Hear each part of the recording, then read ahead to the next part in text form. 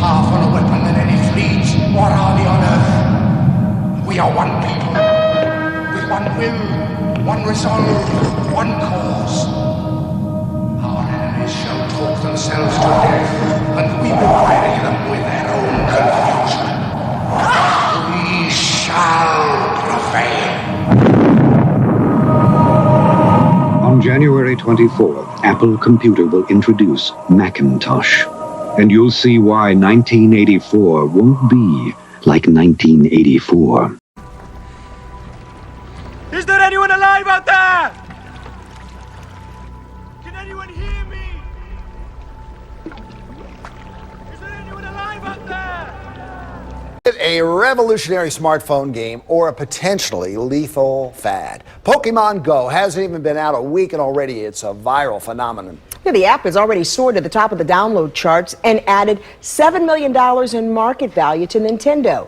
ABC 2 News' Catherine Hawley found out what the popular game is all about today. It's pretty normal to see people with their heads down, buried in their cell phones. But these people aren't exactly being antisocial. They're playing a game. But I've been trying to get out there religiously every day. I am a visionary.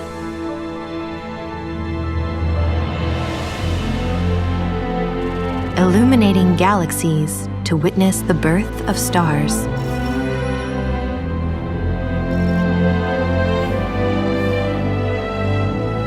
And sharpening our understanding of extreme weather events.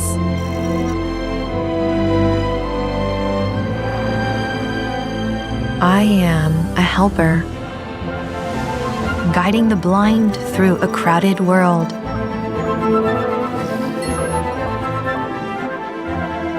I was thinking about running to the store. And giving voice to those who cannot speak.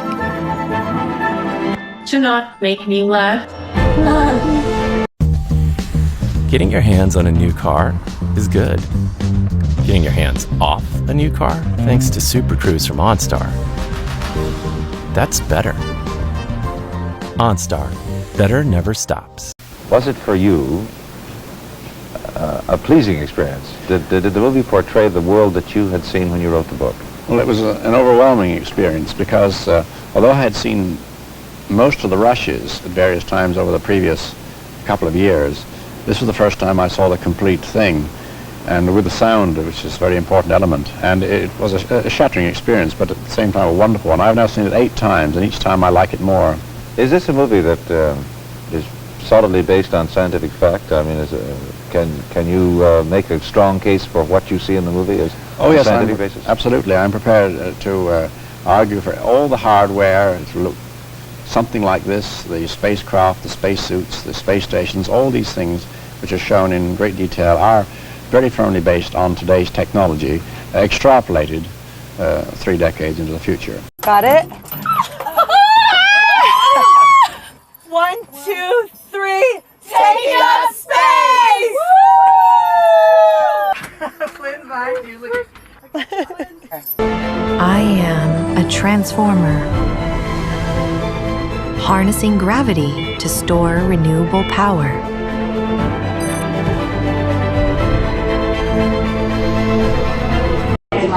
I was going to say thank you very much. I mean, that's, as a science journalist, my question is, through your career and your writing and your acting, you've inspired so many people to enter the sciences. How do you balance science with science fiction? They're both the same. And he came out of that capsule, and he was almost catatonic. He could barely speak or even move, and he stood there for a few moments, and he sort of collected himself. And when he did start to speak, it was one of the most moving experiences of my life. It was so moving to me. This experience has been something unbelievable. Give me a champagne bottle. Come here. Jeez. Flynn, I gotcha. I gotcha, Flynn. Gotcha. Proud of you. Oh, the moon! You guys, I will have to tell you, look at the moon. That's amazing. Mr. Clark, in your book Profiles of the Future, at the back of it, you have a graph or chart indicating the future, and you have set out a timetable as to what the future holds in the way of scientific development as you see it, in terms of transportation, communications, manufacturing, biology, chemistry, and physics, and so on.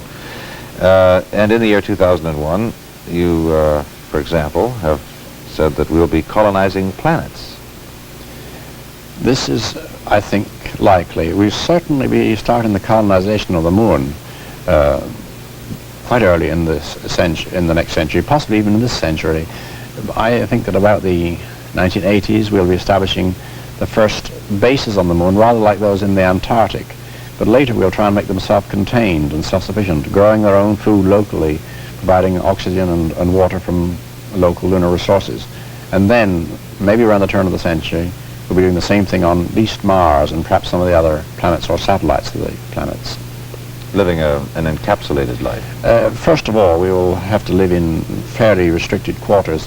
Later in perhaps cities under geodesic domes like the one that Professor Fuller built at Expo recently, but perhaps even miles across eventually. So looking ahead to some of these things which certainly will occur in the lifetime of most people watching this interview, you've indicated possibility of artificial intelligence by the year 2000. What do you mean by that? Yes, well, this, in fact, is something which we have in the movie, this computer HAL, who takes over the operation. Many computer scientists think that we will develop, before the end of the century, machines which are intelligent by any way you care to define that word. In fact, there are some computers now that can carry on conversations with you over an electric typewriter, and people just will not believe they are talking to a machine, even though the present conversation is limited to rather restricted areas. But many scientists think that in the next century we will have machines which are more intelligent than us, and of course this may be one of the great divides in history. I am a trainer, teaching robots to assist, to watch out for danger,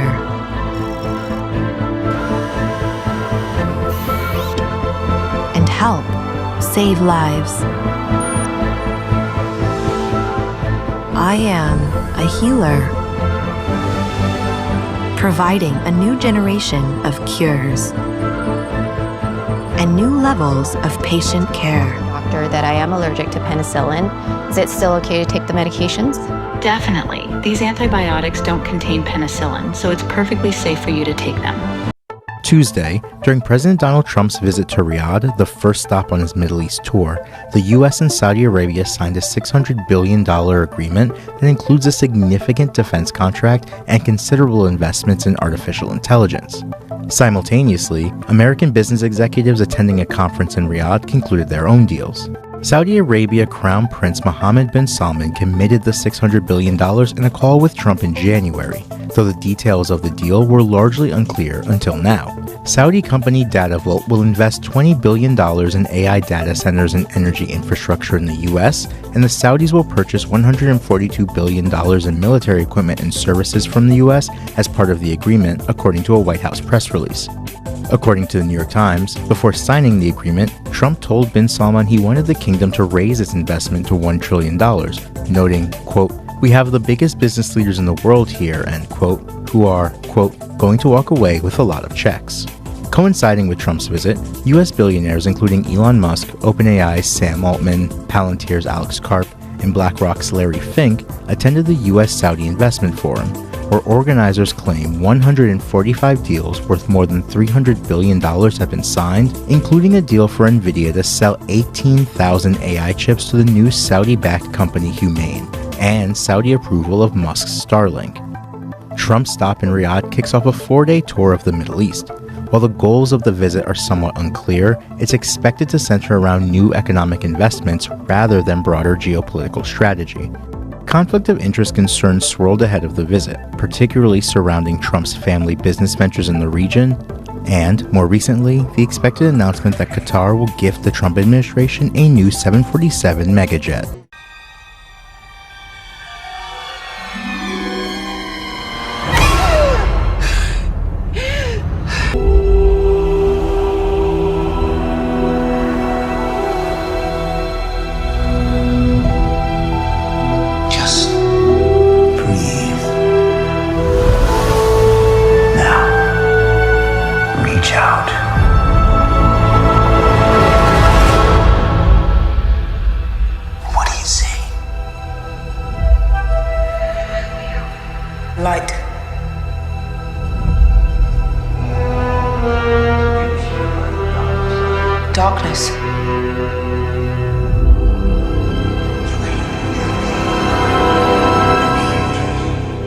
balance. It's so much bigger. We are no longer a Christian nation. I don't think in the long run the world can exist half slave and half free. And whether it moves in the direction of slavery, whether it moves in the direction of the communists, or whether it moves in the direction of freedom, will depend in the final analysis upon us, on our commitment to build a strong country in a free world. Knight of Columbus John Fitzgerald Kennedy, now a senator from Massachusetts, is on the political rise. In 1960, he secures the Democratic Party's presidential nomination and runs against Republican Vice President Richard Nixon.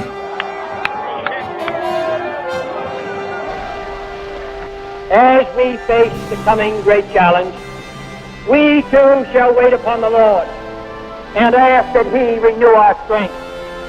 Then shall we be equal to the test. Then we shall not be weary. Then we shall prevail.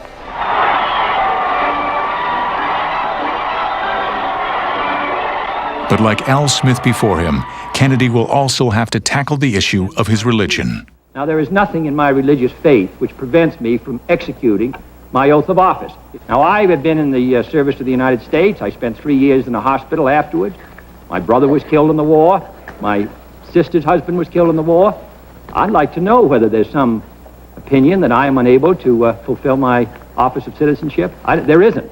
There were pockets of America that just could never bring themselves to vote for a Catholic. John Kennedy addressed a gathering of Protestant ministers in Texas on just this issue and assured them that his religious views were one thing, but as President of the United States, he would be president of the entire people.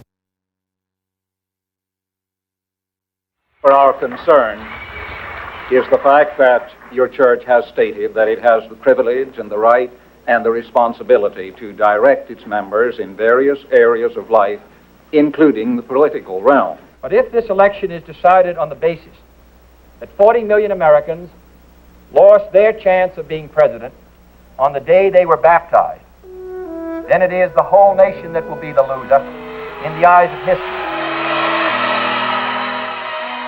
Kennedy wins by the smallest margin in American history. At 44, he is the youngest man ever elected to the office and the first Catholic president in history.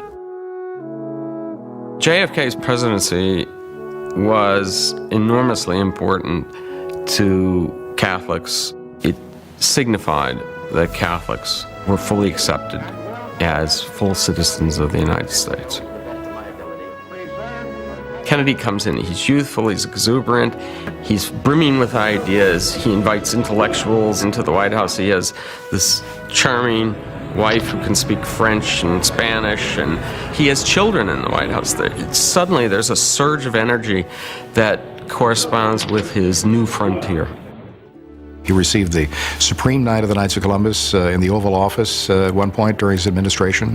Was presented with a plaque with the Pledge of Allegiance on it. When Luke Hart walked into the room, he got up from his desk and he said, "Hello, Chief." One of Kennedy's architects for his vision of a better world is a fellow knight, Robert Sergeant Shriver.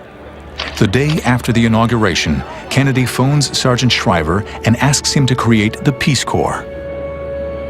I have today signed an executive order providing for the establishment of a Peace Corps on a temporary pilot basis. These were going to be young, idealistic people who were going to travel the world, help the poor and underprivileged, help do something about the need for economic development at a time when in many parts of the Third World it was desperately needed. Our Peace Corps, I want to emphasize, is not designed as a weapon of propaganda. It's not designed as a tool in the Cold War. It is a genuine effort by the people of the United States, particularly those who are young, to play their part in working for peace, in improving the lives of all mankind. In 1119, a small group of knights led by Hugues de Payens founded one of the most enigmatic organizations in history, the Knights Templar. But what secrets did they uncover beneath the Temple Mount in Jerusalem? Granted headquarters at the Al-Aqsa Mosque, believed to sit atop the ancient Temple of Solomon, the Templars spent nearly a decade digging beneath its foundations. What were they searching for? Legends suggest they sought sacred artifacts like the Ark of the Covenant or ancient texts containing esoteric knowledge. Could these discoveries explain the Templars' sudden rise in wealth and power? While no records confirm their findings, their connection to the Temple Mount continues to fuel theories of hidden treasures, lost relics, and secret knowledge that shaped history.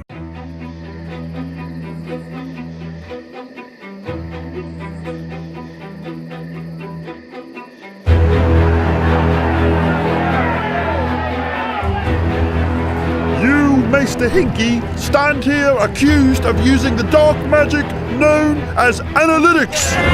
This here knucklehead has blasphemed against the ways of the old school. This heretic would have me rest my players. I say, run them all. I mean, this notion that losing leads to winning. I mean, come on. This guy used his sorcery to force me to make bad trade and give him all my draft picks. Well, I don't know about that, Ronnie. These analytics fools would have you believe the Earth is round.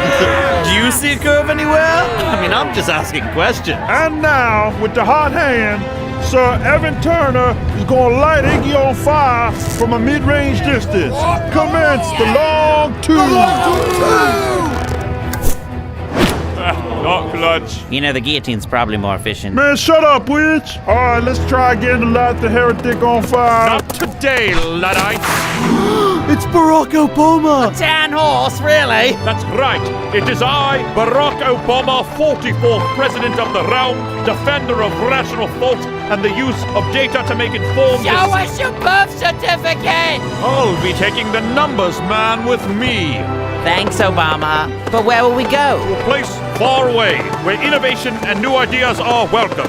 The MIT Sloan Sports Analytics Conference.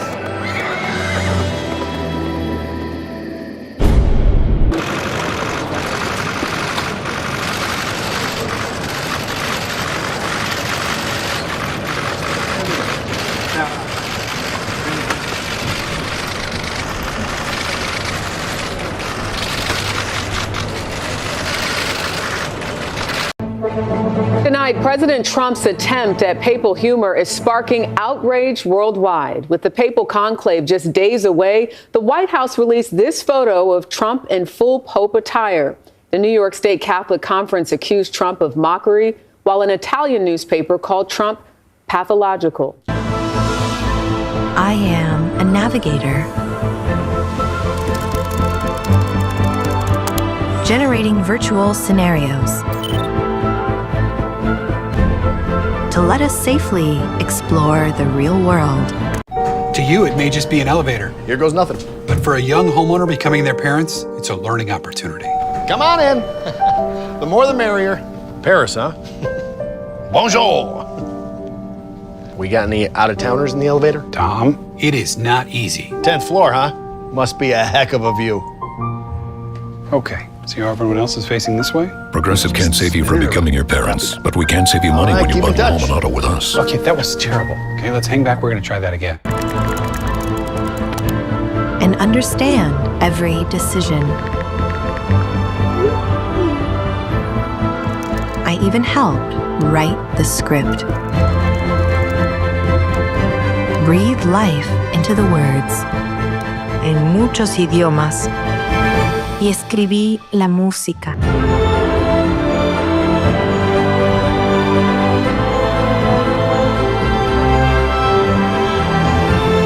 I am AI. Brought to life by NVIDIA, deep learning, and brilliant minds everywhere. Assalamu alaikum. Cannot sit back and wait for a savior. Which is why your father was right. We are all Jews. Because I am the chosen one. The communications satellite. These things will make possible a world in which we can be in instant contact with each other, wherever we may be, where we can contact our friends anywhere on Earth, even if we don't know their actual physical location. As an AV intern, you will be working on the HAPS here. That's High Altitude Pseudo Satellite. The HAPS has a wingspan of over 260 feet, flies in the Earth's stratosphere, runs autonomously on solar power, and is designed to stay aloft for up to 6 months. Whoa. The solar panels on this aircraft hold enough energy to power several houses, so yeah, let's not touch that, shall we? Thanks. There are over 500,000 square miles of the U.S. unreachable by any cell phone tower. Places where emergency texts never send, where emotional messages are not received, and countless memories are left unshared. Doing good. You're doing good. But T-Mobile is about to change that. T-Mobile partnered with Starlink to launch hundreds of satellites, creating the only space-based network that automatically connects to the phone you already have.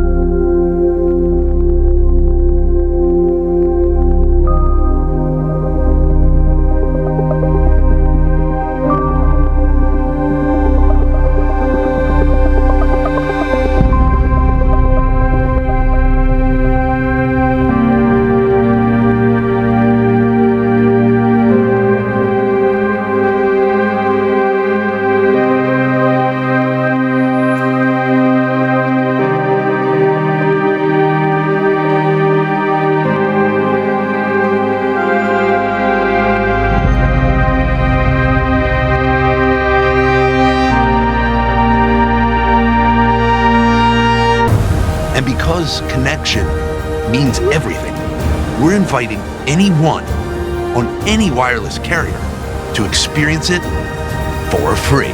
You won't believe where I am right now. T-Mobile Starlink. If you can see the sky, you're connected. Getting out there to find things using their phones with unusual sounding names. Pinsir, Krabby, Tangela, Charmander, Bulbasaur, and Squirtle. Rattata, Poliwag, Psyduck. Welcome to the world of Pokemon Go.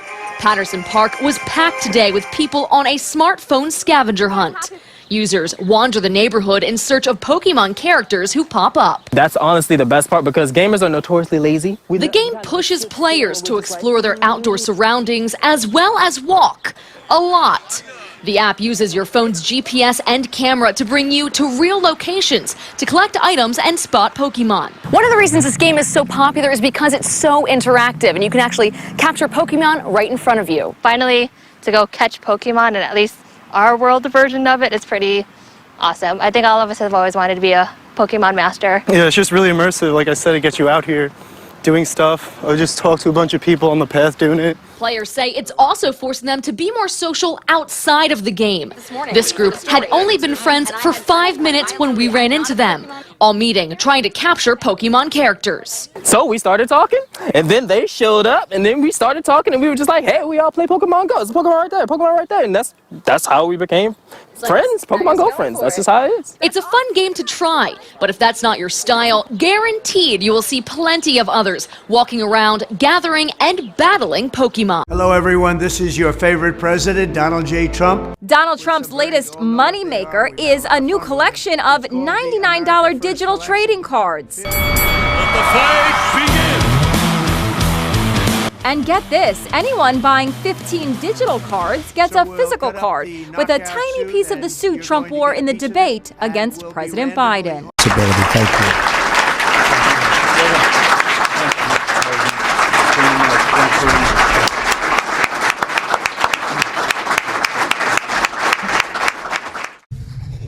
Internet is that massive computer network, the one that's becoming really big now.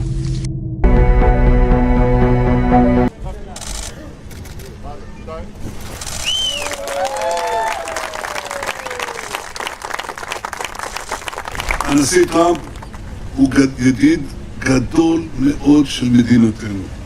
מנהיג שעשה דברים שלא נעשו קודם לכן, והיו צריכים לעשות בתוקף הצדק והאמת. All right, here we go. You got the beast making war with the saints. It's exactly what it says, guys. Exactly the stuff I've been telling you. It's happening. Revelation 13:7, it was given to him to make war with the saints and to overcome them, and power was given over all kindreds, tongues, and nations. They just minted this coin and put Donald Trump on there again with Benjamin Netanyahu. They're going to work together. Now, look what it says. War. This is just what it says of Revelation 13 and Daniel 7.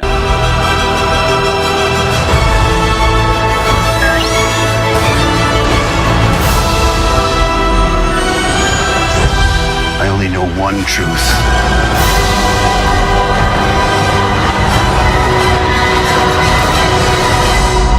It's time for the Jedi to end.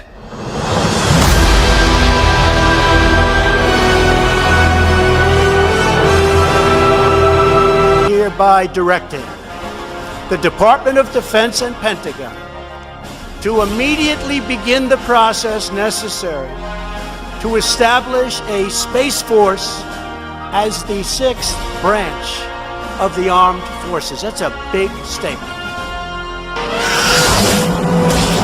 Aliens are going to be gone fast. The American astronaut embodied the incredible spirit of America, the confidence of a cowboy, the skill of a fighter pilot, the ambition of a scientist, and the courage of a true, brilliant, tough warrior.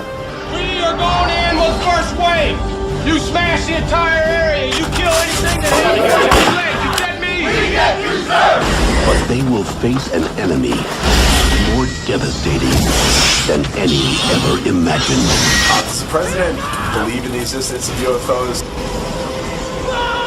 Somehow that question hasn't come up in our back and forth over the last couple days, but I will check into that and be happy to circle back. And as I said, they will be met with fire, fury, and frankly power, the likes of which this world has never seen before. We're under attack, sir. We need retrieval now. We're going to have the Space Force. Someone made a damn mistake. Somebody criticized me the other day because they asked me what I do, and I said, I'm going to bomb the shit out of them.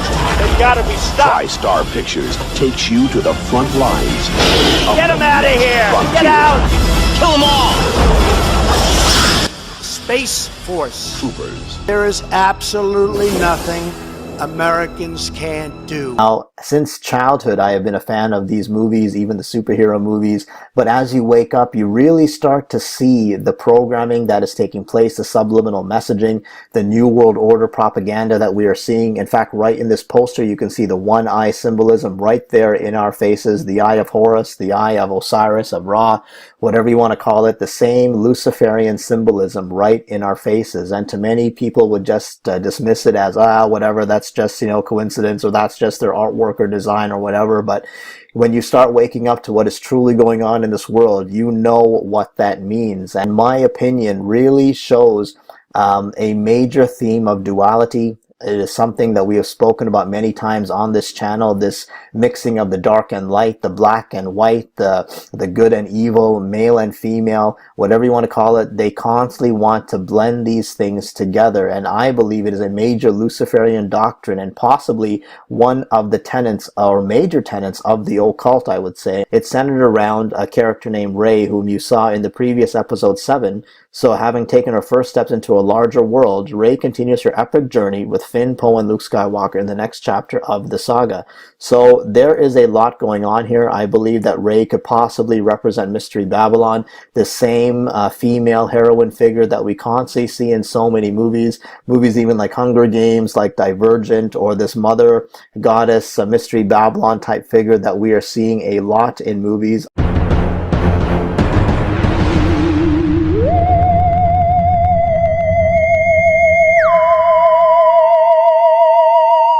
All right, welcome back. Today we're going to look at the actor who plays in the new Star Wars movies, Daisy Ridley.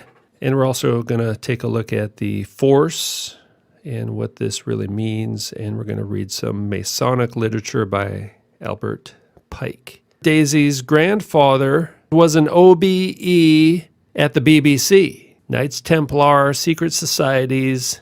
We got ourselves a specimen from the androgynous elite. And it says Ridley suffers from endometriosis and polycystic ovaries. They're saying this person has a problem with his ovaries. Well, the truth is he doesn't have any ovaries, right? This is their excuse as to why this person looks like a man. The transmutation is what's causing all these problems, all right?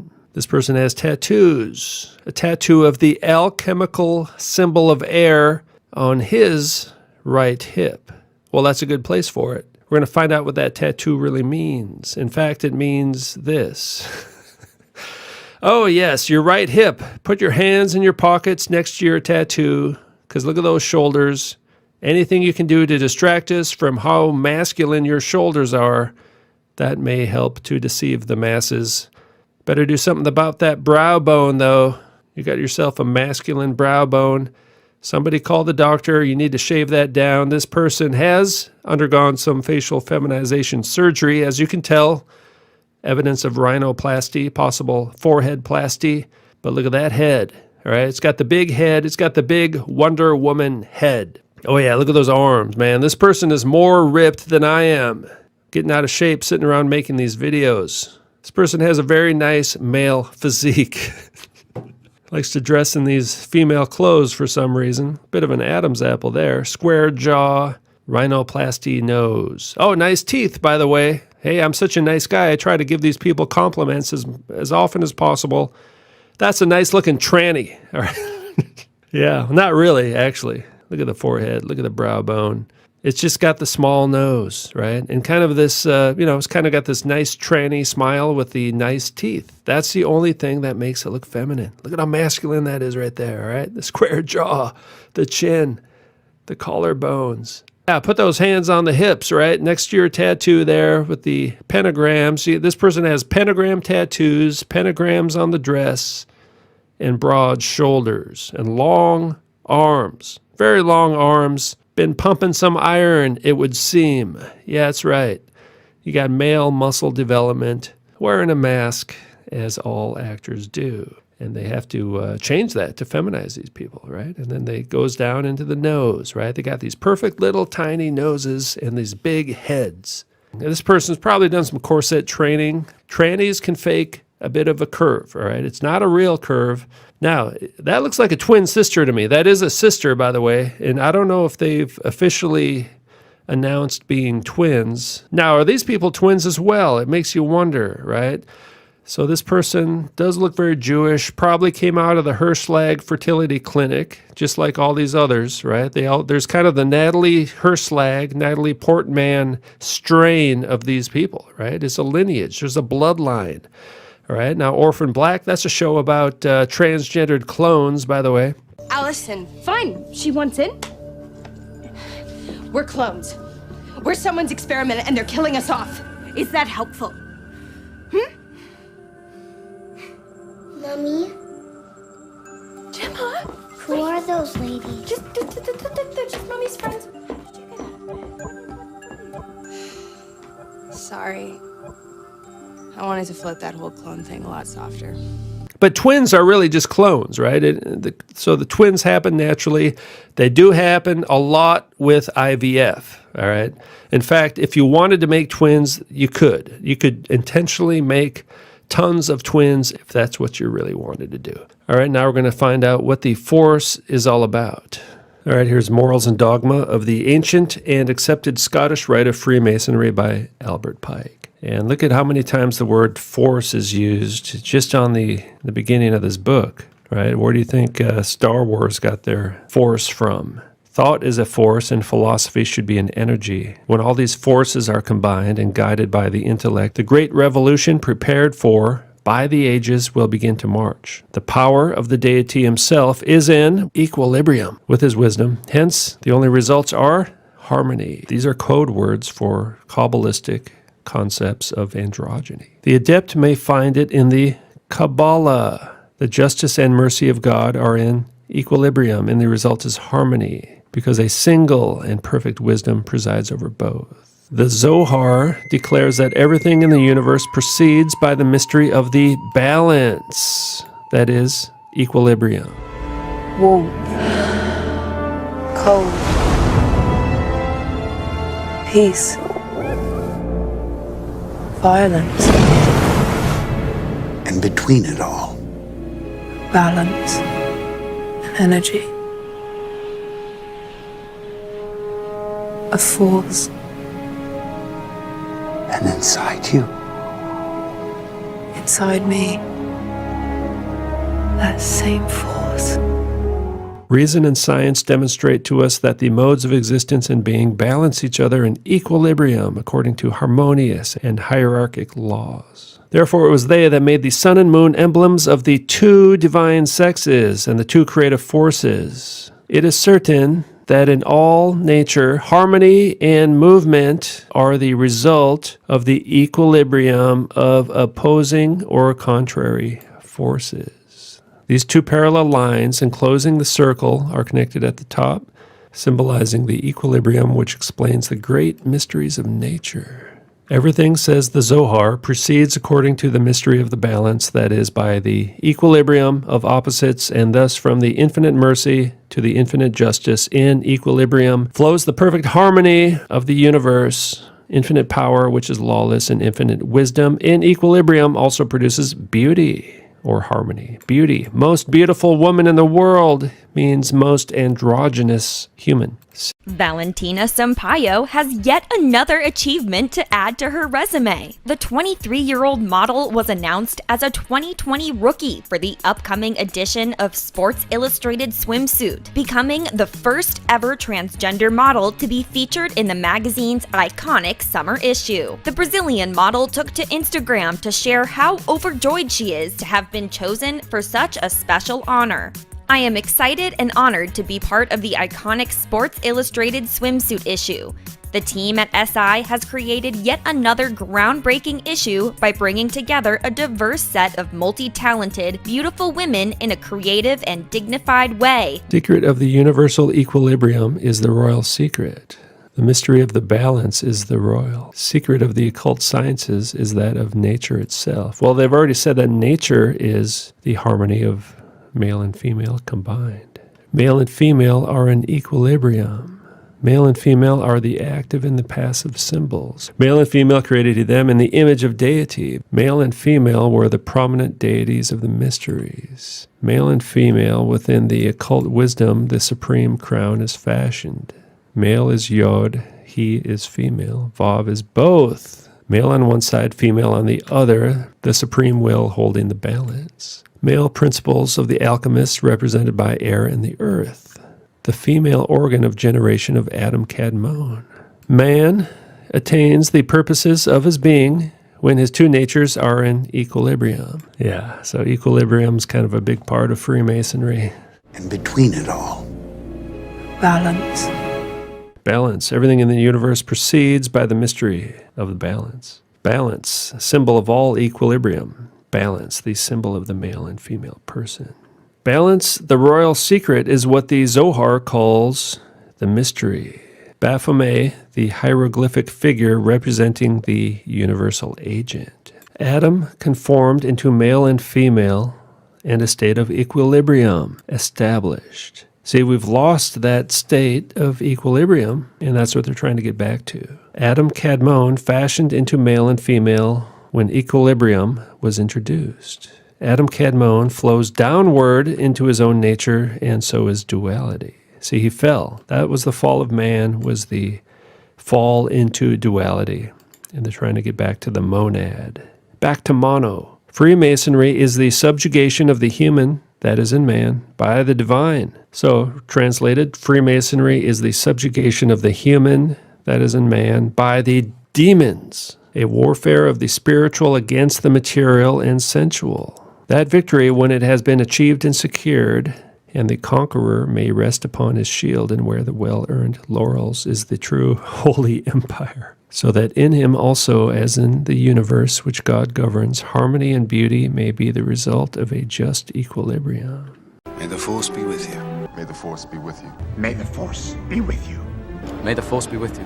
May the force be with you, Master. May the force be with us all. May the force be with you. May the force be with you. And may the force be with you. May the force be with you. May the force be with you. May the force be with us. May the Force be with you.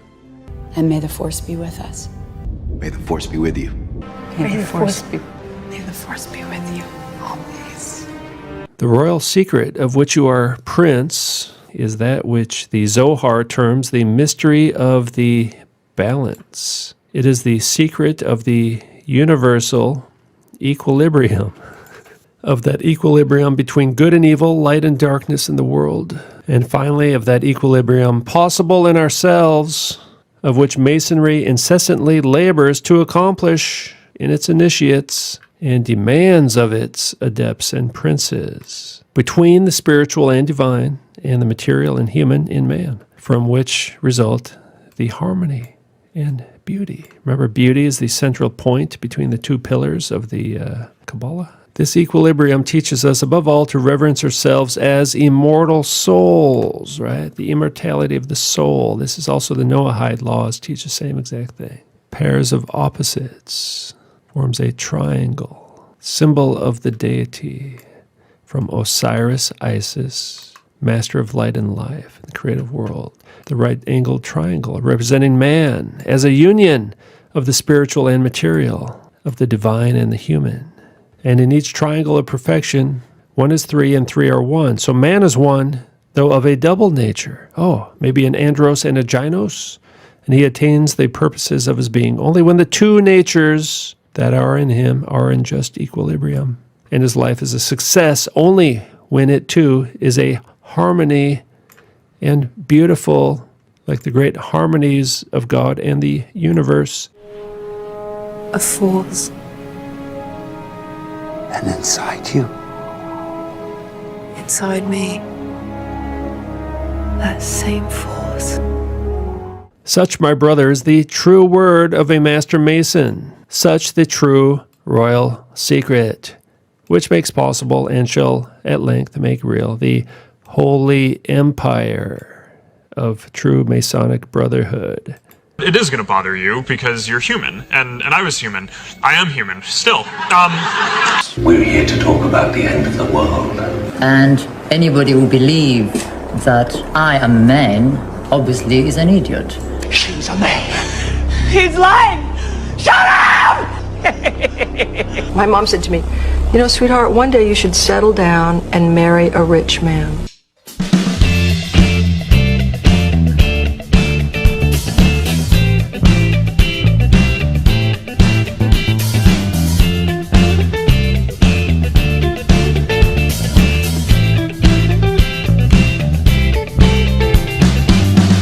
We are all shapeshifters. We are all lonely drifters. If forgotten hours, we escape through the winking eyes in the secret handshake. Disposable me, expendable you. Just take what you need, do what you do. You take me under this heart has seen better days. You got my number, well there's no change in my ways. Over and over, you're on your own. Shapeshifters, shapeshifters, shapeshifters, shapeshifters.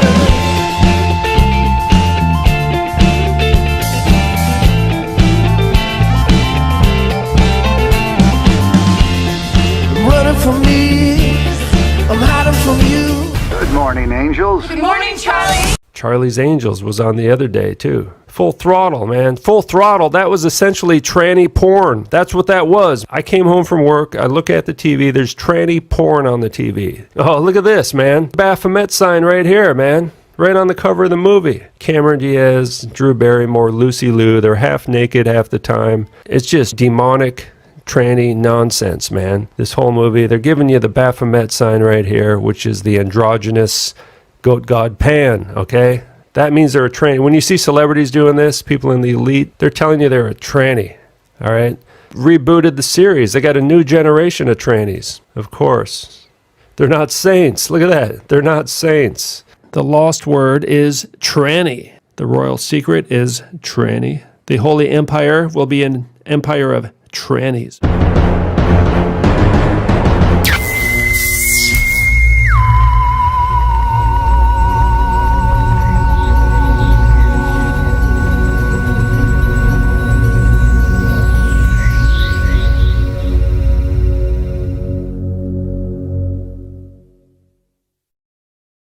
I found an article here talking about Mark Hamill and possibly turning to the dark side. I found that very interesting, as he did an interview on ABC, and it was talking about how they believe that our champion of light here, Luke Skywalker, may be drinking from the Sith Lord Punch Bowl.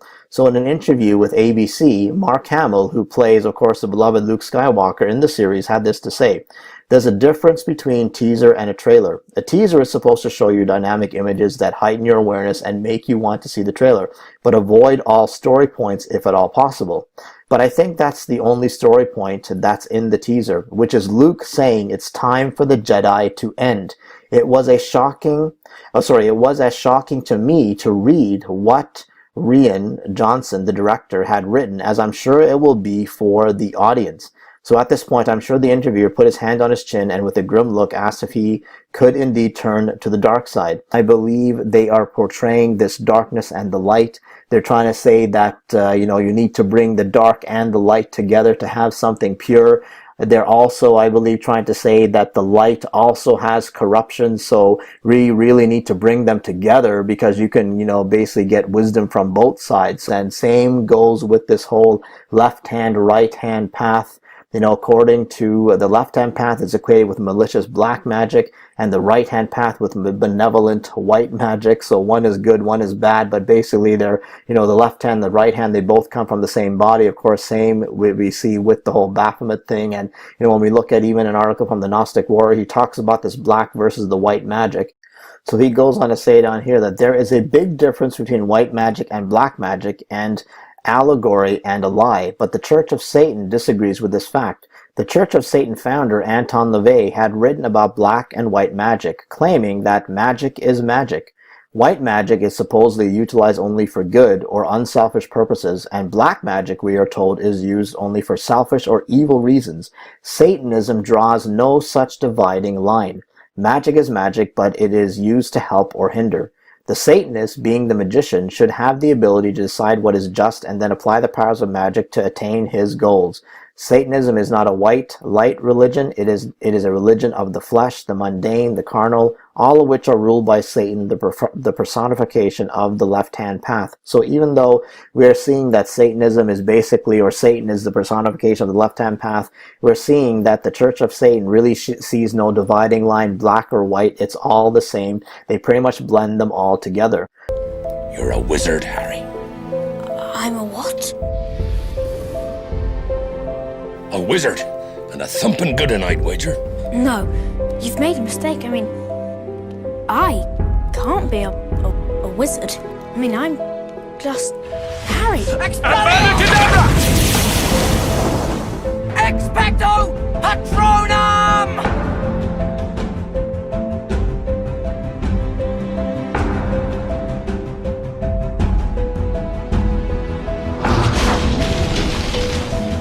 What if after everything that I've been through, something's gone wrong? Look at me. Look at me! What if I'm becoming bad? What's happening to me? We've all got both light and dark inside us.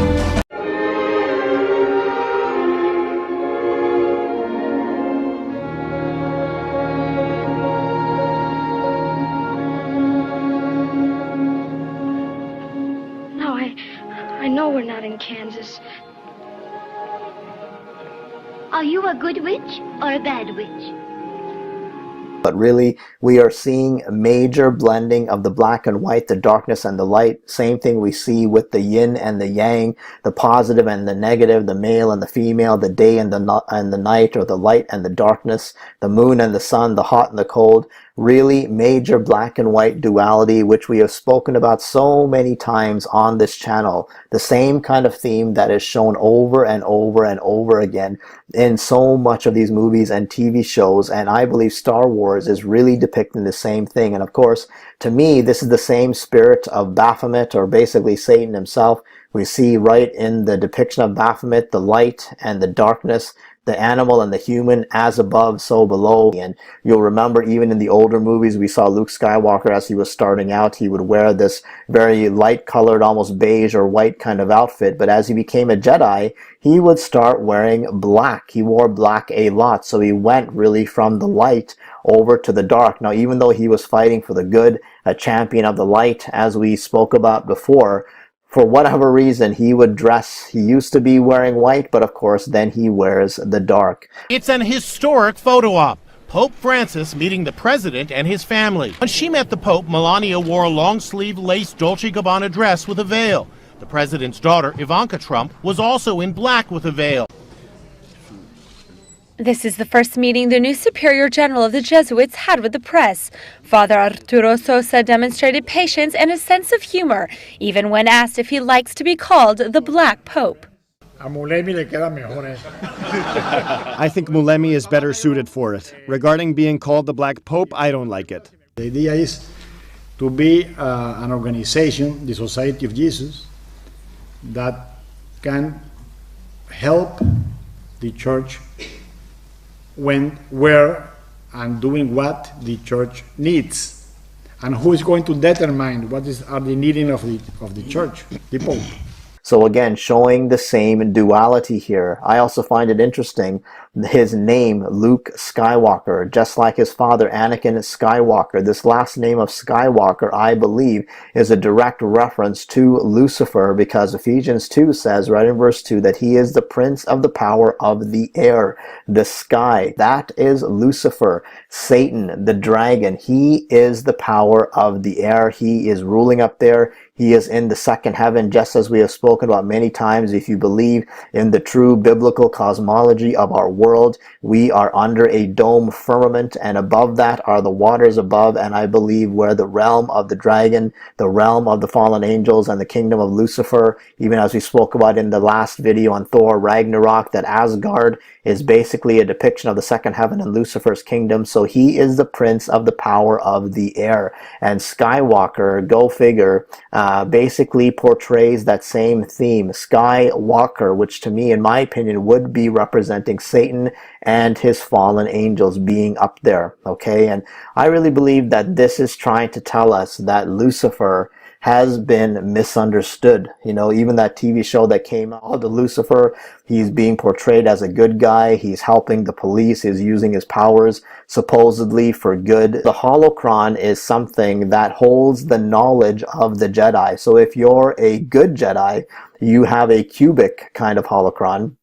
And if you're a bad one, you have a pyramidal looking kind of holocron. So really, you know, the cube, the pyramid, it's all the same occultic kind of stuff that we are seeing constantly, you know, in these different kinds of productions. So here you go, there's two of them together. You've got the cube holocron, which holds the knowledge of the good Jedi, the ones of the light, and then you've got the pyramidal one that holds the knowledge of the Sith, or the dark Jedi, or the dark ones. Although it was nowhere near the size of his masters, Dooku himself had a sizable collection of the history of the Sith. Among Darth Tyrannus' collection, the Sith holocrons were some of the most valuable in the entire Star Wars mythos. But there was one holocron that Dooku and many Jedi claimed to be far more dangerous and valuable, in some ways horrific, than any other item in his collection. An item that stemmed all the way back to the ancient empire of the Sith, making it exceptionally rare and sought after by the Jedi and Sith alike. The Sith Lords in their pursuit of knowledge, and the Jedi in their hopefulness to destroy the Dark Holocron. Yes, today we will be discussing one of the most ancient and first Sith holocrons ever constructed. A holocron so dangerous it was even given a name. Again, the Dark Holocron. This Dark Holocron in Dooku's collection was rare because of one specific thing: its original constructor and owner. The Dark Holocron held an extremely special place in Jedi history, as it was the first ever holocron to be possessed by the Jedi Order, and was the first holocron that the Jedi learned of Sith knowledge from. In a sense, the moment the Jedi Order came into possession of the Dark Holocron, they truly, for the first time, understood their ancient enemy. The Dark Holocron was a holocron that was constructed by one of the first ever Sith Lords that lived, and debatably the most powerful. That Sith Lord's name was Naga Sadow. After Naga Sadow was defeated by the Jedi in the Republic, Jedi Master Odin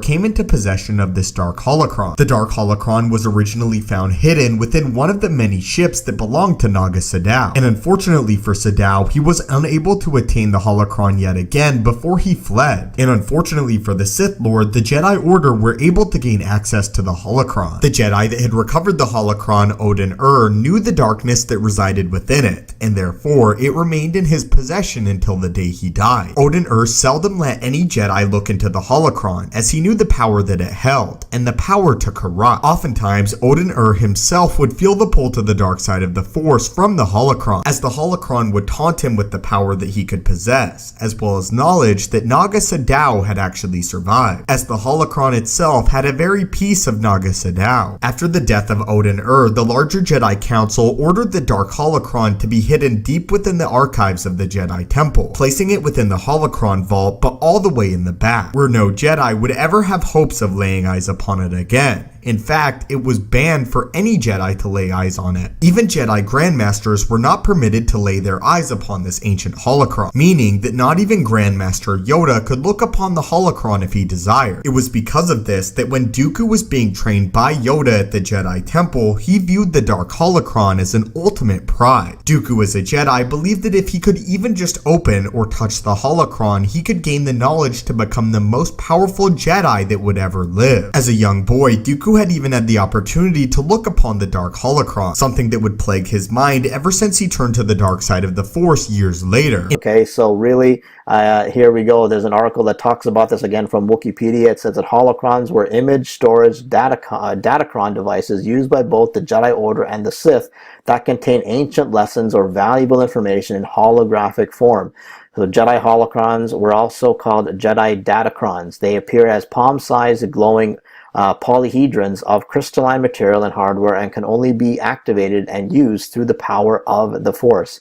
Okay, so these kind of things, these devices hold secret knowledge, or basically I would say forbidden knowledge, that the Jedi and the Sith use together. And you will see in a video clip that I will show at the end of this video, that is a cartoon series called Star Wars Rebels, and they actually morph the two, the cube and the pyramid, the knowledge of the Jedi, the light, and the knowledge of the Sith, the dark side, and they morph it together, and something blazingly white, or this gray holocron, which is shining with light, which to me is a representation of the light of Lucifer. When you mix the good with the evil, the darkness with the light, he is really showing this same theme yet again in that cartoon now of mixing the darkness with the light. And I believe that is also possibly a reference to the Mystery Babylon theme of morphing all of the religions together, of coexisting. I believe this is even what Pope Francis and basically the elites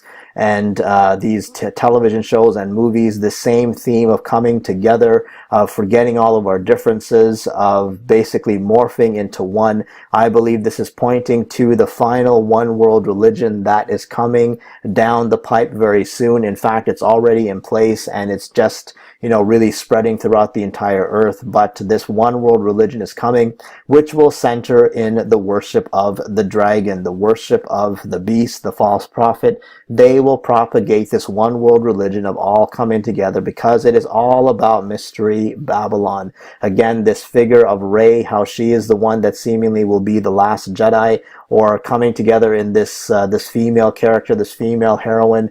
You know, it's kind of interesting how it started off with a lot of male figures, but now it's really, we see this, you know, this theme of feminine, of a feminine heroine. And I'm not saying anything that there's anything wrong per se with having a feminine heroine, but this seems to be the pervading theme in so many movies, where the feminine now is being very much magnified and glorified. And again, I think it's all leading to this Mystery Babylonian one world religion, the culminating of all of the fates, you know, getting rid of our differences and all coming together. A major New World Order theme. And, you know, speaking of New World Order themes, I find it quite fascinating that this particular poster is red, black, and white, the same colors that we have spoken about before. Usually the Star Wars logo is in yellow or gold, as you can see here.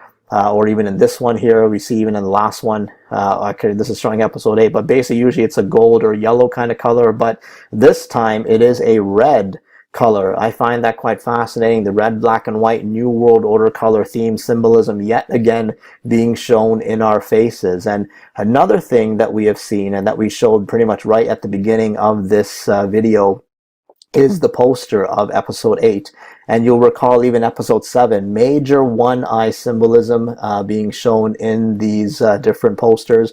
We see good old Finn there with the one-eye symbolism. We see Kylo Ren with the one-eye symbolism. We see all of them here. We see Han Solo with the one-eye symbolism. I mean, it just never ends. We keep seeing it with Rey, with Princess Leia. Constantly we are seeing this one-eye symbolism, the eye of Horus, the eye of Osiris, the same kind of thing. And what I find quite fascinating, and this really is pointing to the ancient religions, the mystery Babylonian religions. And that's, we were talking about the Jedi. Here's what I found really fascinating, the sacred symbol of the Jed pillar. Okay, now check this out.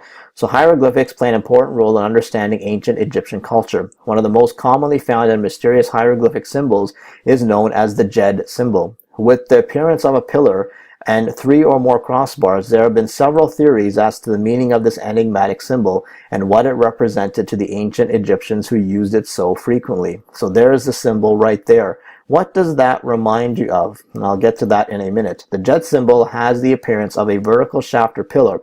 It usually has 4 horizontal bars near the top with a series of vertical lines between each bar. It also had 4 bands around the neck of the shaft, beneath the first of the horizontal bars. Sometimes it is topped with a capital. Okay, so many believe the Jed is a symbol of the god Osiris, specifically his spine. According to Egyptian mythology, Osiris was the god of the afterlife.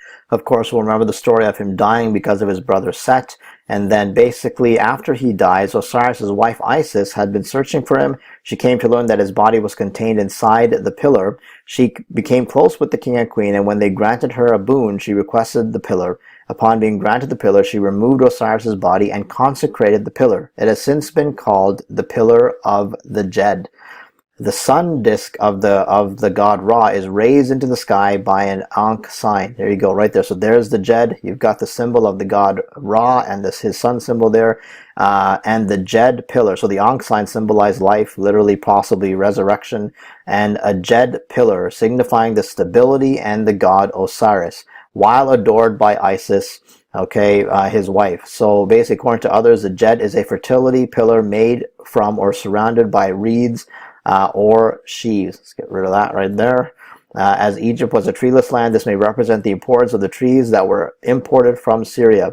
This also ties in with the story of Osiris, where his body was encased within the trunk of a tree.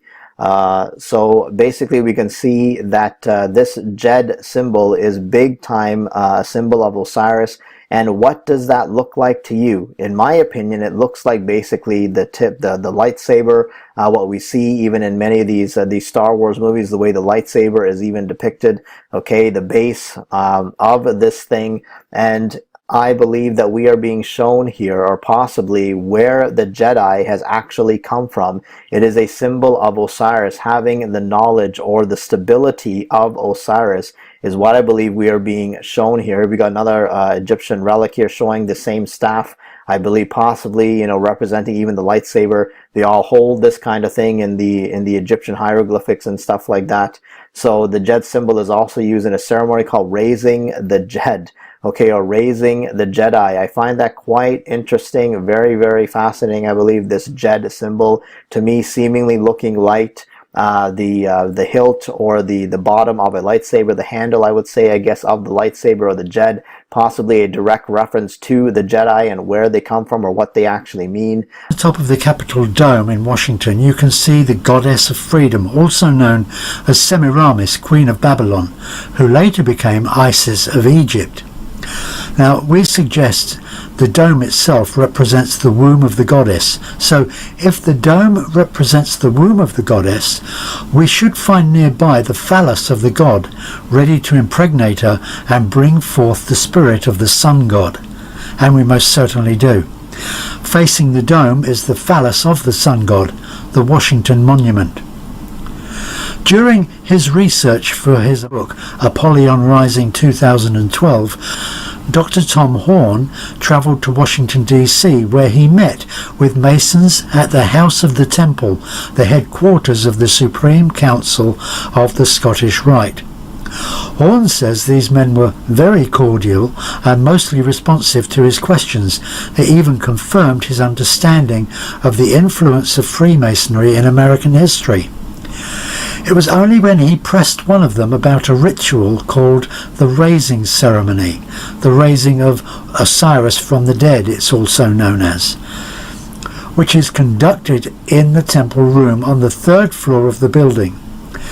It's only then that these Masons became evasive and visibly uncomfortable. The reason for this, according to Dr. Horn, is that in addition to the raising ceremony being conducted when members reach the 33rd degree of Scottish Rite Freemasonry, this strange ceremony is performed without public knowledge in this very temple room at the inauguration of every United States president. Why is that? Because deep esoteric meaning behind Egyptian and Rosicrucian magic that was incorporated into the rites and rituals of Freemasonry hold that the spirit of Osiris can be raised from the underworld and installed, for want of a better term, in the reigning king or president.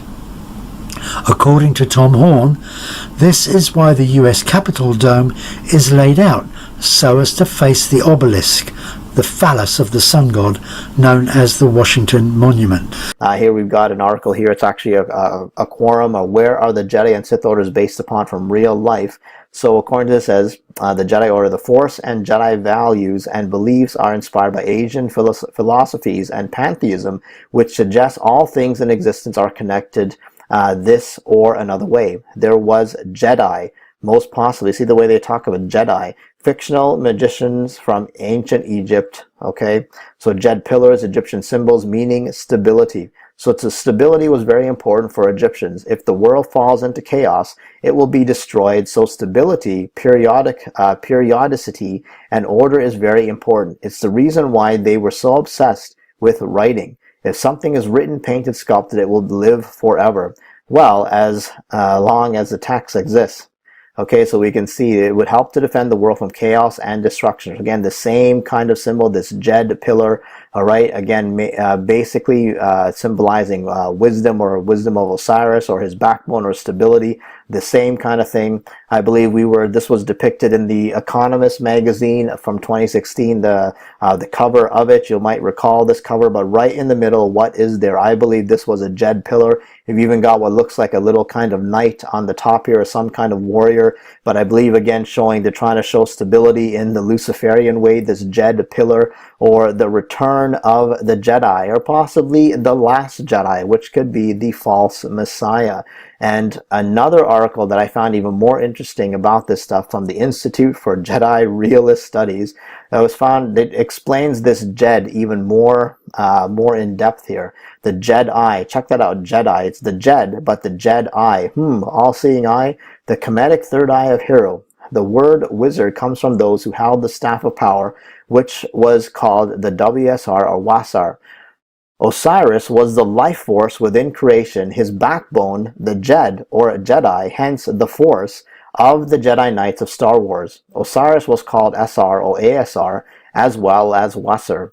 The Wasar staffs were electrical conductors of power, hence the wizards were Wasars or Osiris, using WSR wands for their hexagon in Egyptian Hiku. Okay, so the main tenet of the Star Wars universe is completion of the circle, or finding the balance between good and evil. It is a metaphor for knowing whether you are on the wrong side or whether you are becoming destructive. Ironically enough, the idea of completing the circle with ritual and of finding balance in awareness was known in ancient Egypt as raising the Jed. The purpose of the ritual was to preserve order and repel chaos. In order to do this, there first had to be an effort to raise this awareness, or Jed. Those that did this were known as Jedi. Archetypical symbols such as the circle, the spiral, trees, and a pillar or pole were magically and ritually employed to preserve essential order. These symbols have all a connection to the sun and the worship of the sun. Very, very interesting. So we're seeing quite in our faces, this could possibly be sun worship, Luciferian worship, the same kind of thing that all the mystery religions do. No rock and no rain can release you from the strain. Step aside as I glide too strong. Close your eyes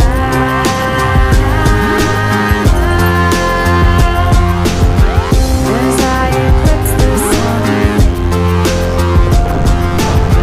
As I eclipse the sun. Eclipse, perfume for women. Let the light be on you.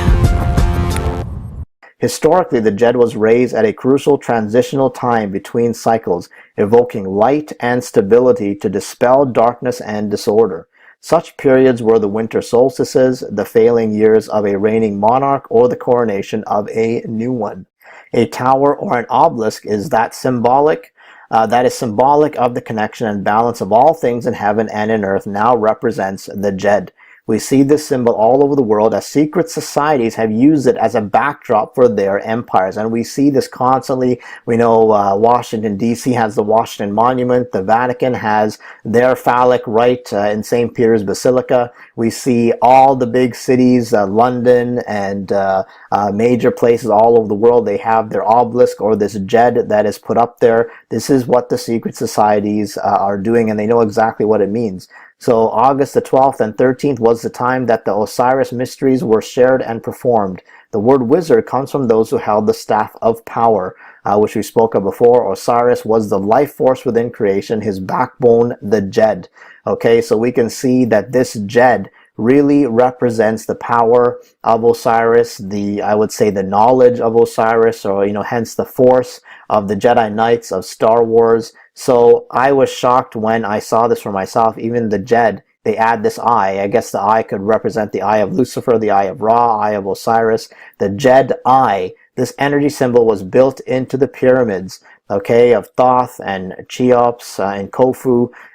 So really, I believe this Jedi is nothing more than more pagan mystery Babylon, religions of Egypt, which all came from Babylon itself. The Jedi are possibly a representation of Osiris, or basically using the power of Osiris, using the all-seeing eye. We know this symbolism is being shown like crazy in so many movies. And the Luciferian all-seeing eye of Horus, eye of Ra, eye of Osiris, eye of Nimrod, whatever you want to call it, this is or possibly the main symbol that we see constantly, the eye in the pyramid or the capstone coming on top of the pyramid, the arrival of the last Jedi, the final knight, or the false Messiah. So could the Jedi be a representation of the mystery Babylonian elite? The people who are in the know, the people who have the secret knowledge, basically the forbidden knowledge.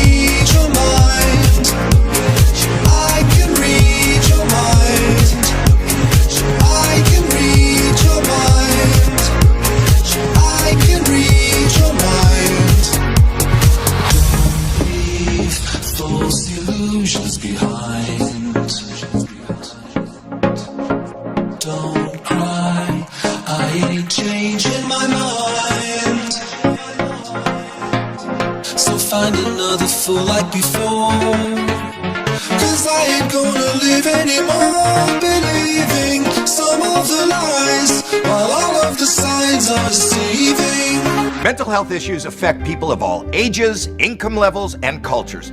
No one is immune. Advocate for and promote mental well-being in your life and to those around you. You're not alone. The more you know.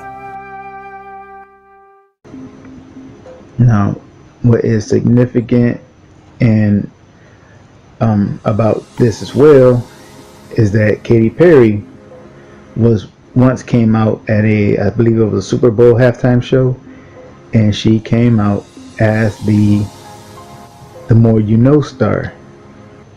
So given what we know about it being related to Sirius and Isis and the serpent and the goddess Venus, it is clear that Katy Perry was playing the goddess of that star, which is Isis.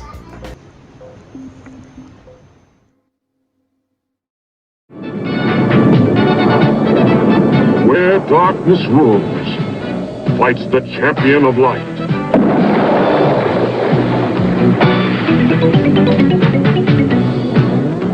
Where hope seems lost, there rides the rebellion. Together they stand ready against the dark, evil warriors of the Horde and their leader, the terrible Hordak.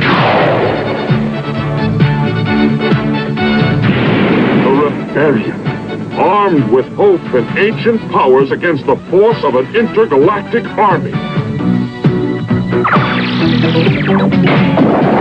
This is the story of one who will become leader of the Great Rebellion. She-Ra, Princess of Power. Okay, so now is the time for war, guys. This is what they're saying. They're going at war. The beast is going at war against us, okay? Now, this is the other side of the coin.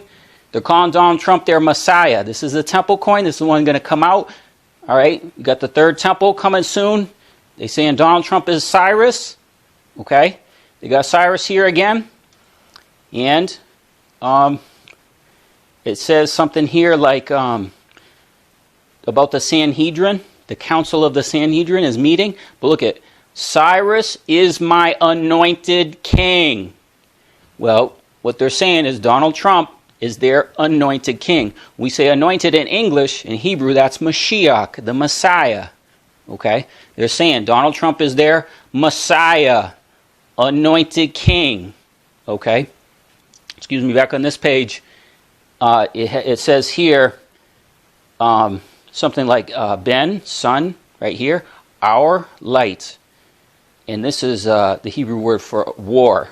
So war, sons, light, against the sons of darkness. The mystery religions, the people who follow Lucifer, who are living in rebellion, they are the ones that want to have knowledge that comes from Lucifer, knowledge that we are not supposed to have, because they are children of the darkness. Even though they want to blend the darkness with the light, they are children of darkness, and possibly the Jedi represent the mystery religions, represent the people who worship Lucifer, who worship Osiris, who believe have the secret knowledge of Osiris, who believe they are bringing stability to this world, but they are not, because only Yeshua HaMashiach, he is the one that's going to bring stability. He is the one that is going to rule this world. He is the King of all kings, and he is coming to destroy all these people who think they have the hidden knowledge. He's coming to destroy the devil and his people. And this represents, to me, in my mind, the fact that they're called Jedi Knights. I think it's another reference to the Knights Templar,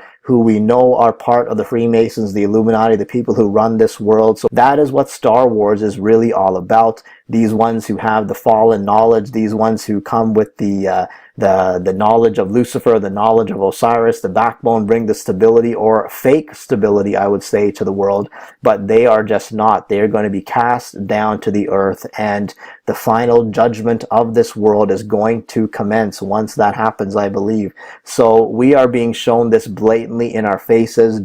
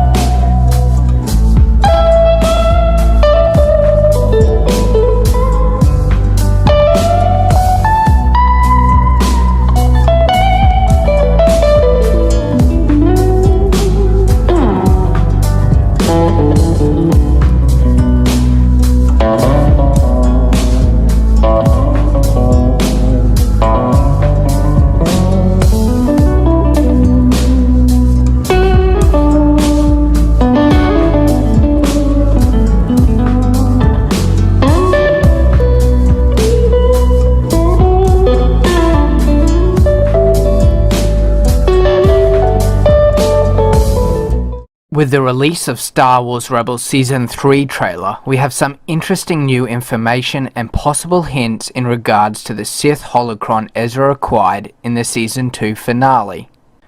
We know from the trailer that Ezra has been using the Sith holocron he obtained with Maul's help at the end of Season 2, and going from what looks to be a noticeable increase in his lightsaber ability from the trailer, he has in all likelihood been able to open the holocron and begin to learn the secrets that lie within. Regardless of Ezra's ability to access the holocron, the question still remains about whose holocron it is and what secrets lie within. We hear Ezra say, what if there are secrets we can learn from it to help destroy the Sith? Which is a very interesting statement, as it makes you wonder what he has learned thus far that would lead him to believe a Sith holocron may contain the secrets he needs to destroy the Sith. We also hear from Kanan, the holocron, I'm afraid it's changing him, and this seems to be the main story arcs of early Season 3. And will this be a possible conflict between Kanan and Ezra over the importance of the holocron and the danger that is associated with using it to gain the knowledge and power they desperately need in their constant struggle against the Sith and the Empire? The part I find most intriguing, however, of Ezra's journey to unlock the secrets of the holocron has to be the fact that it's drawing him towards Maul, and I believe this is where we're going to get our first clue to the identity of who lies within the Sith holocron. We see in the trailer Maul and Ezra combining two holocrons, a Jedi and a Sith holocron. We know Ezra possibly has the ability to access both the Sith and Jedi holocrons, but it is very unlikely that Maul would be able to do the same, so the combination may serve as unlocking a greater mystery and power. It is this combination that has me thinking that both holocrons would belong to someone who walked both the paths of the light and dark side. I know for me personally, it would make sense that Darth Revan would be the character associated with both holocrons. As it stands to reason, he would have had a chance to forge a holocron during his time as both a Jedi and a Sith. His vast knowledge in both the light and the dark side of the Force is something he would have wanted to preserve. That's why I believe thousands of years ago he left both the Jedi and Sith holocrons behind, so that when they were finally combined together they would unlock greater secrets and powers to someone who shared a similar view of the Force as himself. Of course, the other possibility to this theory is that it could just be a completely different character that could serve as the introduction possibly of a grey Jedi into Rebels and Star Wars canon.